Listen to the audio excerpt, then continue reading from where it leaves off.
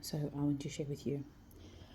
So yesterday in the morning, my watch died, and I wear my watch like every day since I got it. Right, it's not good when it dies or when I don't have it because it counts my steps. Anyway, so yesterday it died in the morning, so I didn't wear it, and I just wasn't by my phone, and the amount of peace, you guys, that I experienced yesterday. Like, I know people are like, oh, I go social media and then there's like this big peace and all that stuff. And I mean, I also have those moments, but I just thought to myself, like the whole day yesterday, I was just wondering, I was like, this is literally a device that's meant to make my life easier. And just realizing the amount of distraction that it actually brings me, right? Because literally every time I mean, well, if anything happens on my phone, except WhatsApp, because WhatsApp is switched off, but if anything happens on my phone, it beeps through to my watch, right? And I choose obviously to ignore or respond later or not see it or whatever, but there will be a vibration on my arm which tells me, hey, something is calling. And having spent like the last 2 days without it has given me such like a husa moment. So I want to encourage you going into this year. Like, yes, I know we're fasting and all that stuff, and I think one of the things that fasting really does for me is that it removes the distraction, right?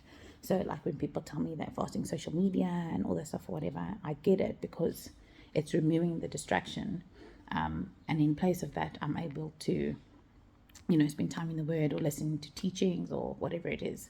I feel like I want to do in that moment.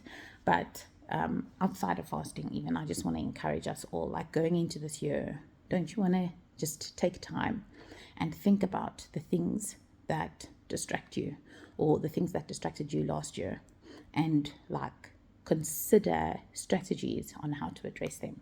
Because I mean, I can promise you, I'm probably not going to stop wearing my watch altogether, but I'm so aware now that, like, even as I prep to go back to work next week or whatever, I'll probably only put it on at like 9 o'clock when the rest of the world switches on for me, and I'll take it off at 5 o'clock. Outside of thinking about what are the things that actually distract us, I want to encourage us to allow space for different routines in our lives, because I didn't know, and even if you had asked me like on Sunday, is the watch a distraction, I would have said no, right? But I didn't know that it actually took so much of my mind space until I was here stuck without it for a day, and now only I'm aware that, oh, cool.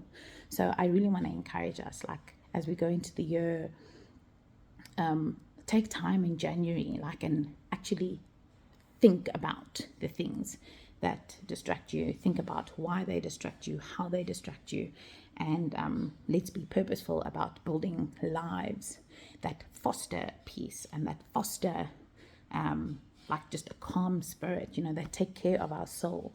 I went to a church service last night, and the guy read out of Lamentations 3.